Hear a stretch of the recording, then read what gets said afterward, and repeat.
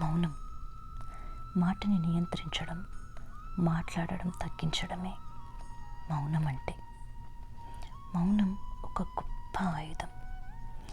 మాటల్లో ఉన్న శక్తి కంటే మౌనంలోని శక్తి చాలా చాలా గొప్పది కదూ.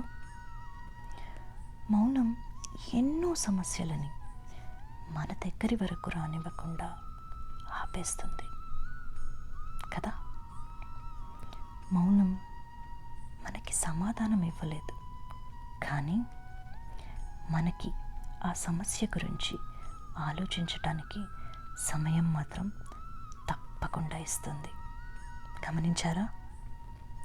మనం జీవితంలో చాలా సందర్భాల్లో చాలామంది మూర్ఖుల్ని కలుస్తాం.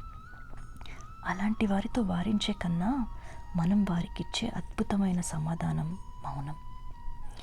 కొన్నిసార్లు మన మాటలు పనిచేయనప్పుడు మనం మౌనంగా ఉండి చూడాలి. చాలా బదులు దొరకని ప్రశ్నలకి సైతం బదులిచ్చేది ఈ మౌనమే. కొన్నిసార్లు మన దగ్గర సమాధానం ఉండదు, అప్పుడు మౌనంగా ఉండాలి. మౌనంగా ఉండాలి, కానీ తప్పు లేకుండా ఎప్పుడూ మాట పడకూడదు కదా. చాలా సందర్భాల్లో మన తప్పు లేకపోయినా మనం మౌనంగా ఉంటాం. అలా ఎప్పుడూ చేయకూడదు.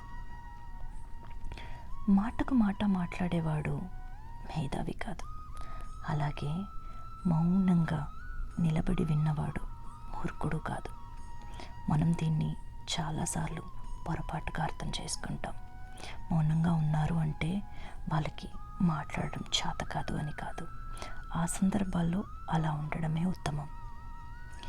నీ అరుపు చప్పుడు కన్నా మౌనం చేసే చప్పుడు విలువ ఎప్పుడూ ఎక్కువే. చాలా సందర్భాల్లో మరియు ముఖ్యమైన విషయాలు చర్చించుకునే సమయంలో చాలామంది గట్టిగా అరుస్తూ మాట్లాడుతూ ఉంటారు, కానీ కొంతమంది మాత్రం మౌనంగా జరిగేదంతా గమనిస్తూ ఉంటారు. ఆ మౌనానికే విలువ ఎక్కువ.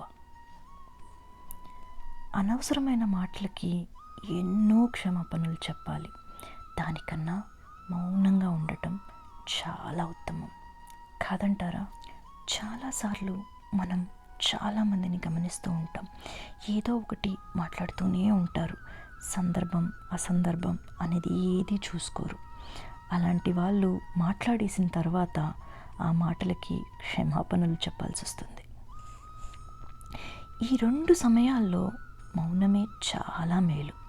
1, నీ మాటల్లోని భావం ఎదుటి వాళ్ళు అర్థం చేసుకోవటం లేదు అని తెలిసినప్పుడు కదా. 2ది, నువ్వు ఏం మాట్లాడకుండా ఎదుటివారు నిన్ను అర్థం చేసుకుంటారు అని నీకు తెలిసినప్పుడు.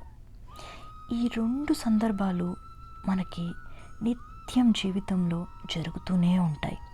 కొన్నిసార్లు మీరు ఎంత చెప్పినా ఎదుటివారు అర్థం చేసుకోరు. ఇంకొన్నిసార్లు ఏమీ చెప్పకుండానే అర్థం చేసుకుంటారు. మన మాటలు ఎదుటివారికి మంచి చేసేలా ఉండాలి. అలా ఎప్పుడైతే జరగదు అని తెలిసిందో అప్పుడు మౌనంగా ఉండడమే చాలా ఉత్తమం. అర్థం లేకుండా ఏది పడితే అది అతిగా మాట్లాడే వారికి ఎప్పుడూ విలువ ఉండదు. ఎవ్వరూ వారికి విలువ ఇవ్వరు. మౌనంగా ఉండి మితంగా మాట్లాడే వారికి విలువ ఎక్కువ. అందరూ అలాంటి వారితో స్నేహం చేయాలనుకుంటారు.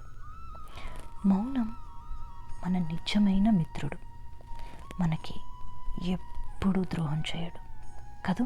చివరగా మౌనం యొక్క ప్రాముఖ్యతని తెలుసుకొని ప్రశాంతంగా ఉండటానికి ప్రయత్నం చేద్దాం.